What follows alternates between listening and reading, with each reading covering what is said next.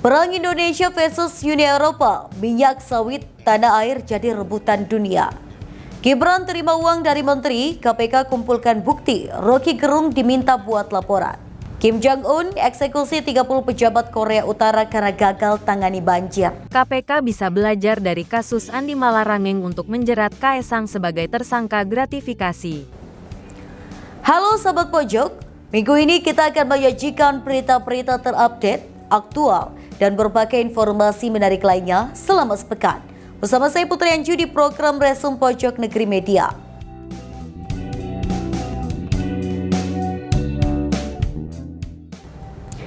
Uni Eropa akan menghentikan sama sekali pemakaian minyak sawit sebagai bahan bakar hayati pada 2030. Sebuah langkah yang diprotes Indonesia. Indonesia menilai langkah ini sebagai bentuk diskriminasi karena bahan utama biodiesel yang dimiliki UE dianggap tidak kompetitif. Ancaman boikot produk Eropa pun siap dilayangkan Indonesia. Berikut informasi selengkapnya.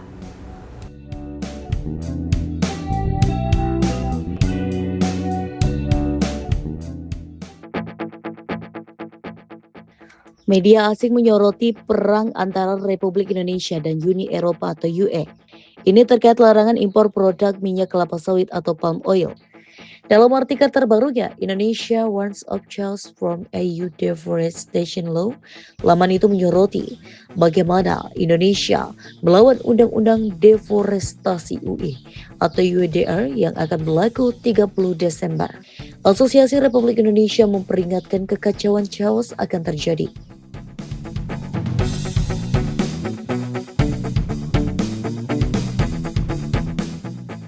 Disinggung bagaimana EUDR tak hanya menyinggung kelapa sawit, tapi juga importir sapi, kakao, kopi, karet, kedelai, dan kayu untuk memastikan produk yang masuk ke UE tidak melakukan deforestasi alias penggundulan hutan.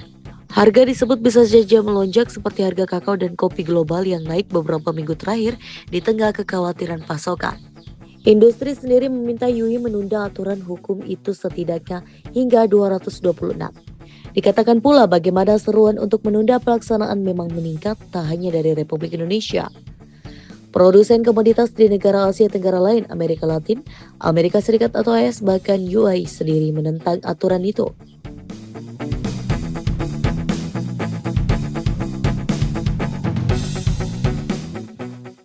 Dimasukkan pula peringatan yang sama dari produsen minyak sawit besar lainnya Malaysia.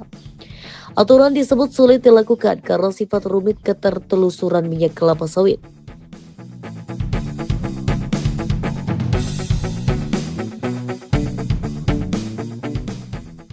Palm oil dapat dibedakan menjadi dua jenis, yaitu crude palm oil atau CPO dan palm kernel oil atau PKO. Khusus CPO ini dapat menghasilkan beragam jenis produk turunan untuk berbagai sektor, seperti minyak goreng dan mentega. CPO juga digunakan dalam pembuatan produk kosmetik seperti lipstick, lip balm, dan lotion.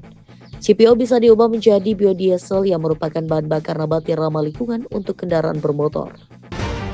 Setelah Amerika dan China yang terlibat kisruh dagang, kini Indonesia dan blok Uni Eropa terancam masuk ke dalam pusaran konflik dagang. Masalahnya masih tentang diskriminasi produk sawit Indonesia di pasar Eropa, hingga soal larangan ekspor biji nikel Indonesia.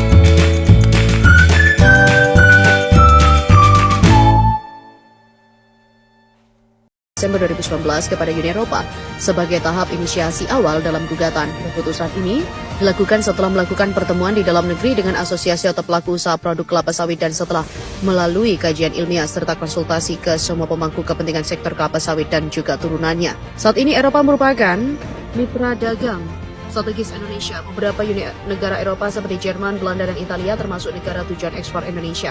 Berdasarkan data statistik atau BPS sepanjang periode Januari sampai November 2019 kemarin, ekspor Indonesia ke pasar Eropa mencapai 13 miliar US dollar atau turun 16,5% dibanding tahun lalu. Di mana produk Indonesia yang diekspor ke pasar Eropa dengan nilai paling besar berasal dari golongan Harmony System 15 atau HS15 berupa produk minyak nabati dan hewani senilai 2,8 miliar US dollar dan juga golongan HS64 untuk kategori produk alas kaki senilai 1,7 miliar.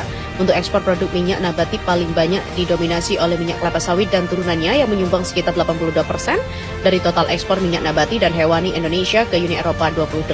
Nilai tersebut setara dengan 2,3 miliar US dollar atau setara dengan 32,2 triliun. Di sepanjang 11 bulan tahun ini, total nilai impor Indonesia dari Eropa mencapai 11,25 miliar dolar atau turun 13,54% dibanding periode yang sama tahun sebelumnya yang mencapai 13 miliar US dollar. Produk-produk yang banyak diimpor dari Eropa ke Indonesia adalah barang-barang dengan kode HS84, barang mesin HS85, barang elektrik atau listrik yang masing-masing senilai 3,5 miliar US dollar dan 2,1 miliar US dollar pada 2018. Jadi jika skenario perang dagang seperti AS dan China yang terjadi antara Eropa dengan Indonesia, pastilah ekonomi tanah air akan terguncang. Sektor yang paling terasa terdampak adalah sektor manufaktur. Padahal secara elektoral, perekonomian Indonesia paling besar yaitu mencapai 19,62%. Langkah menyelesaikan konflik melalui WTO memang langkah yang baik sehingga ada upaya diplomasi antar berbagai pihak. Berkaca dari perang dagang yang sudah terjadi, ada baiknya untuk dihindari karena yang namanya perang seperti kata pepatah, kalah jadi abu, menang jadi arang. Sekali lagi bukan masalah gengsi-gengsian.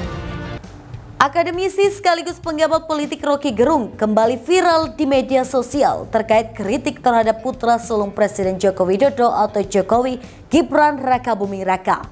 Menanggapi viral itu, Komisi Pemberantasan Korupsi meminta agar Roky Gerung bisa melaporkan apa yang diketahuinya untuk diproses. Sebab pengakuan tersebut tidak bisa serta-merta diproses hukum oleh KPK. Berikut informasi selengkapnya.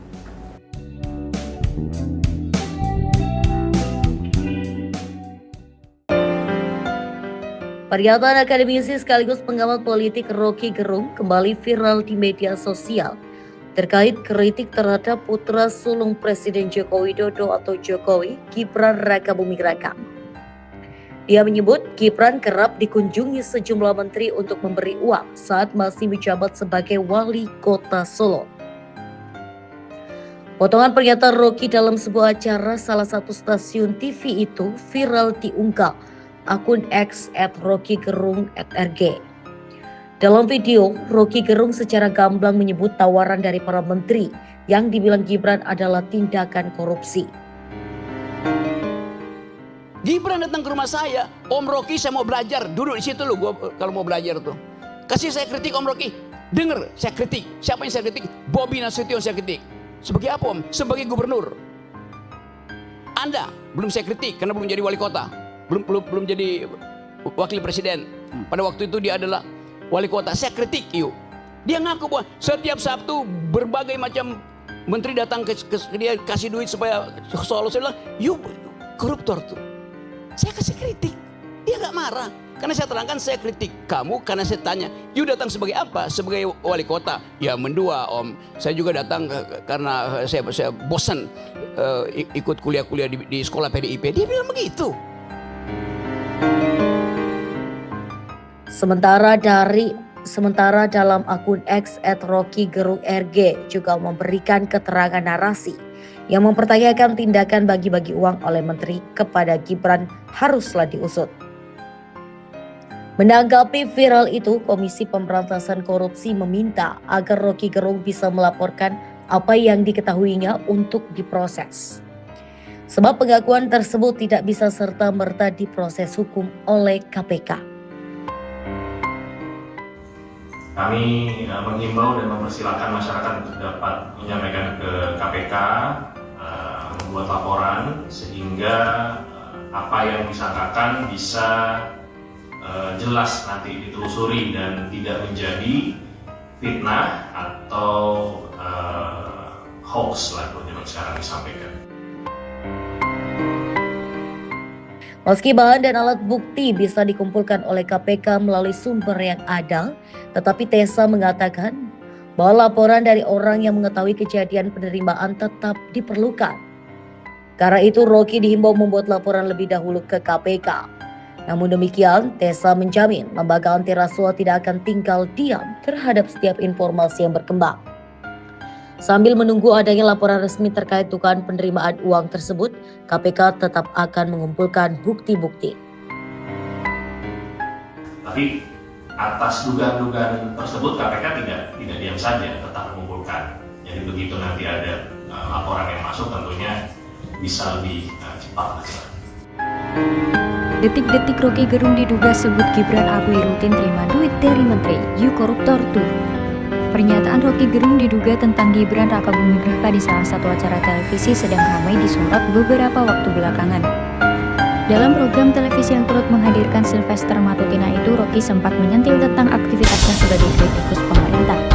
Saya menghargai manusianya, bukan jabatannya. Itu yang mesti jelas di kita. Makanya saya heran, kenapa kalau saya memaki-maki presiden saya diomelin? Kenapa orang yang memuji presiden tidak diomelin? Kata Rocky, dikutip dari program Rakyat Bersuara di kanal YouTube Official News.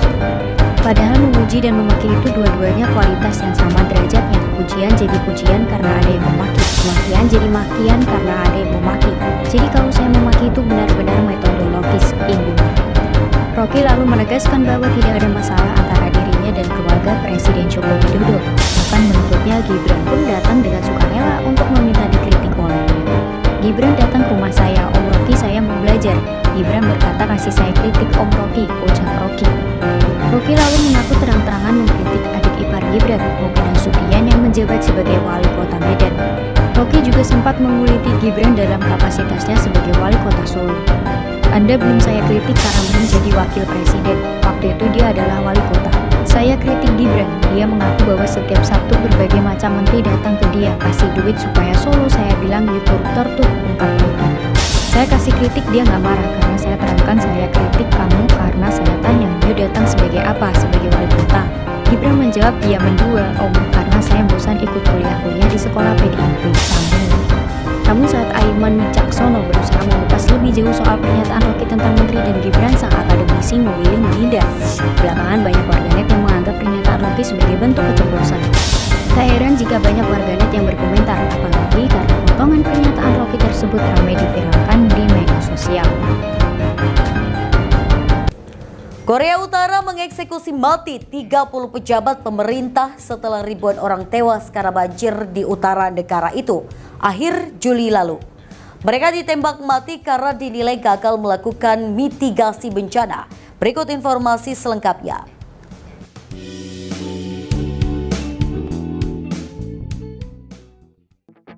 Korea Utara kabarnya telah mengeksekusi mati sejumlah pejabat terkait kerusakan akibat banjir dahsyat pada Juli yang menghancurkan ribuan rumah dan menyebabkan hingga 1.500 orang meninggal atau hilang.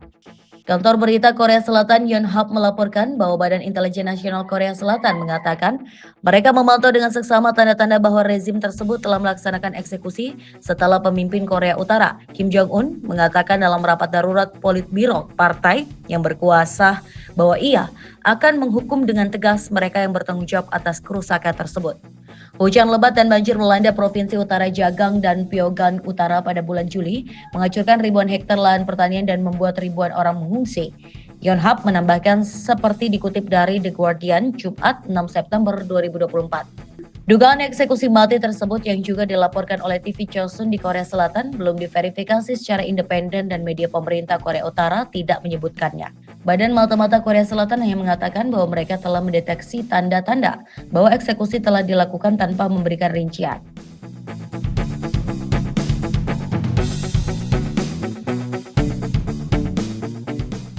Pejabat yang dieksekusi kemudian termasuk Kang Pong-hun yang sebelumnya menjabat sebagai Sekretaris Kepala Komite Provinsi Jagang dari partai yang berkuasa.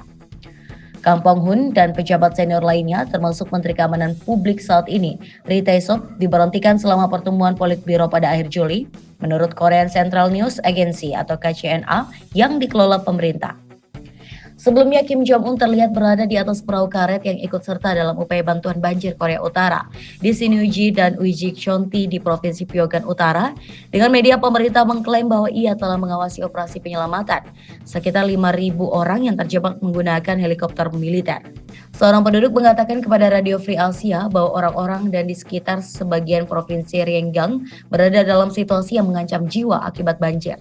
Korea Utara diketahui sangat rentan terhadap bencana alam karena infrastrukturnya yang lemah dan penolakan terhadap bantuan internasional. Korea Utara juga sangat rentan terhadap banjir. Hujan badai pada musim panas 2012 menewaskan sekitar 169 orang.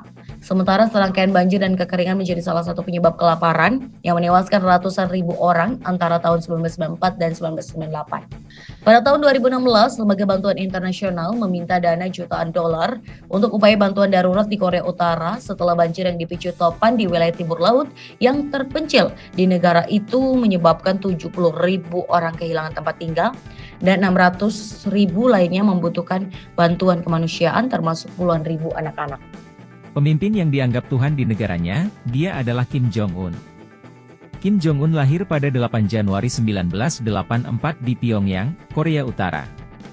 Kim Jong-un adalah pemimpin tertinggi Korea Utara sejak tahun 2011.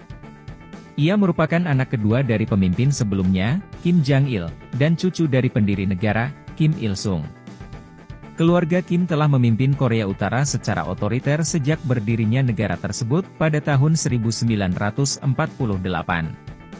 Tidak banyak yang diketahui tentang kehidupan awal Kim Jong-un. Ia dididik di Swiss selama beberapa tahun di sekolah internasional yang pribadi. Pada tahun 2007, ia kembali ke Korea Utara dan mulai dilibatkan dalam urusan negara. Setelah kesehatan ayahnya menurun, Kim Jong-un menjadi pewaris yang ditunjuk secara resmi pada tahun 2010. Setelah kematian Kim Jong-il pada Desember 2011, Kim Jong-un naik menjadi pemimpin Korea Utara. Ia diangkat sebagai Ketua Komisi Pertahanan Nasional dan juga menjabat sebagai Sekretaris Jenderal Partai Buruh Korea. Dalam upaya untuk memperkuat kepemimpinannya, Kim Jong-un meluncurkan serangkaian reformasi ekonomi yang dikenal sebagai Byung-jin Line, yang menggabungkan pengembangan senjata nuklir dengan upaya pembangunan ekonomi. Di bawah kepemimpinan Kim Jong-un, Korea Utara mengalami beberapa ujian nuklir dan peluncuran rudal yang kontroversial, yang menyebabkan meningkatnya ketegangan di semenanjung Korea.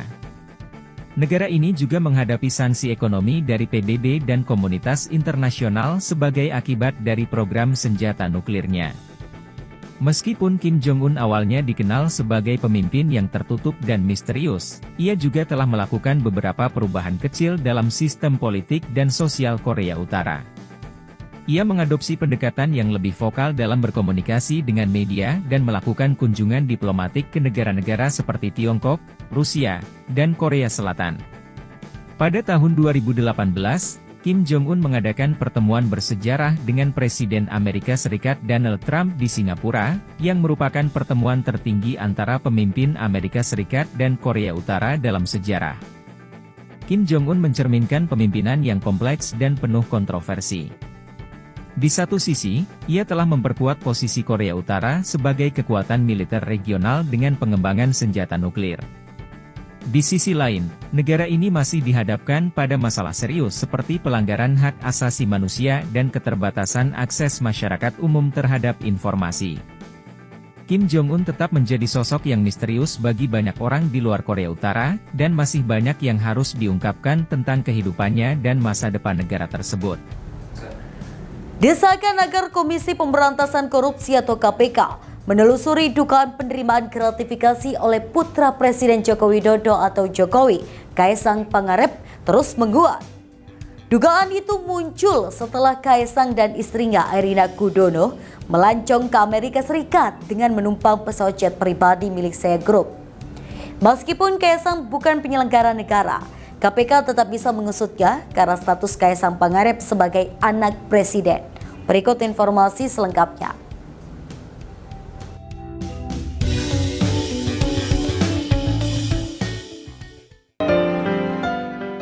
Desakan agar Komisi Pemberantasan Korupsi atau KPK menelusuri dugaan penerimaan gratifikasi oleh putra Presiden Joko Widodo atau Jokowi, Kaesang Pangarep, terus menguat. Dugaan itu muncul setelah Kaisang dan istrinya, Erina Gudono, melancong ke Amerika Serikat dengan menumpangi pesawat jet pribadi milik SEA Group. Meskipun Kaisang bukan penyelenggara negara, KPK tetap bisa mengusutnya karena status Kaisang Pangarep sebagai anak presiden. KPK bisa menelusuri dugaan perdagangan pengaruh Jokowi dalam fasilitas yang diterima Kaisang dalam ruang lingkup gratifikasi. Fasilitas tak hanya diterima penyelenggara negara, melainkan bisa memutar lewat sanak famili. Konstruksi hukum seperti pernah dilakukan KPK pada masa lalu ketika lembaga rasuah itu menjerat Koel Malarenggang, adik Menteri Pemuda dan Olahraga Andi Malarenggang, yang menerima uang dari penyelenggara proyek di Kemenpora. Penerimaan gratifikasi bisa dipidana dengan hukuman 20 tahun penjara dan denda 200 juta rupiah hingga 1 miliar rupiah. KPK sendiri telah mengungkapkan akan mengirimkan surat pemanggilan untuk Kaisang Pangarep guna didengarkan klarifikasinya. Namun hingga Senin 2 September 2024, KPK belum juga mengirimkan surat pemanggilan kepada Kaisang. KPK berencana memanggil Kaisang untuk ditanya soal dugaan gratifikasi dari penggunaan pesawat jet pribadi saat ia dan istrinya, Erina Gudono, ke Amerika Serikat Agustus lalu. Sementara itu, juru bicara KPK Tessa Mahardika Sugiarto menyatakan laporan masyarakat anti korupsi atau MAKI terkait penggunaan fasilitas jet pribadi yang melibatkan putra bungsu Presiden Joko Widodo, Kaisang Pangarep, telah memasuki tahap penelaaan. Tessa menjelaskan KPK akan meninjau kelengkapan dokumen pendukung untuk menentukan apakah kasus tersebut dapat dilanjutkan ke tahap selanjutnya. Selain itu, Tessa mengungkapkan bahwa KPK melalui Direktorat Gratifikasi akan mengirimkan surat undangan kepada Kaisang untuk memberikan klarifikasi terkait fasilitas jet pribadi tersebut. Ia menambahkan pengiriman surat undangan ini bukan hal yang sulit bagi KPK.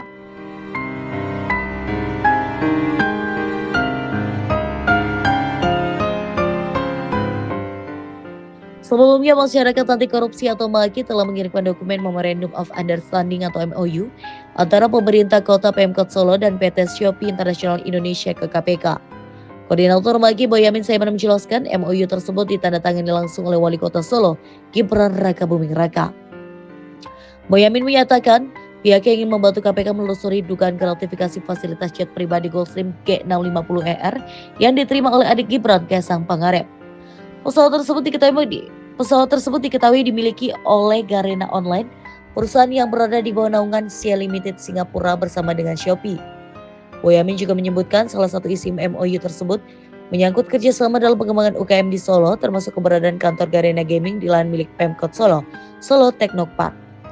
Lebih lanjut, Boyamin menambahkan bahwa berdasarkan petunjuk teknis dari Kementerian Agama, anak, istri, dan termasuk saudara penyelenggara negara dilarang menerima gratifikasi. Nama Kaisang jadi sorotan karena istrinya Erina Gudono mengunggah foto jendela sebuah pesawat ketika mereka sedang dalam perjalanan ke Amerika Serikat. Dari pesawat itu akhirnya beredar juga video Kaisang dan Erina turun dari pesawat Gulfstream dengan nomor registrasi N588SE. Belakangan diketahui bahwa pesawat tersebut adalah jet pribadi, sehingga memunculkan dugaan bahwa jet pribadi itu adalah gratifikasi. Tarif penggunaan pesawat tersebut diperkirakan mencapai miliaran rupiah. Selain itu, Kaisang juga disorot atas dugaan pembelian sejumlah tas mewah seperti Dior, Louis Vuitton, dan Hermes yang dibawa dari luar negeri tanpa melalui pemeriksaan bea dan cukai. Setelah kabar itu mencuat, Kaisang dikabarkan menghilang karena beberapa elit partai mengaku tidak tahu tentang keberadaan putra bungsu Presiden Jokowi itu. Akan tetapi, pada Selasa 3 September 2024, Sekretaris Jenderal atau Sekjen Partai Solidaritas Indonesia atau PSI, Raja Juli Antoni, mengungkapkan keberadaan Ketua Umumnya Kaisang Pangarep. Bahkan Kaisang juga hadir di DPP PSI di Jalan Wahid Hasim, Tanah Abang, Jakarta Pusat. Menurut Raja, Kaisang juga sudah rutin berkantor di DPP PSI. Bahkan hampir setiap hari setelah 28 Agustus 2024, Kaisang selalu berkantor di DPP PSI.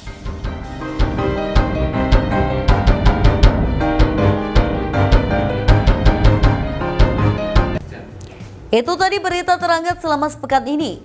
Nantikan berita lainnya di web kami di pojoknegeri.com dan di channel YouTube Pojok Negeri Media. Jangan lupa untuk komen, like, dan subscribe channel kami. Kami undur diri, sampai jumpa di Reson pekan depan.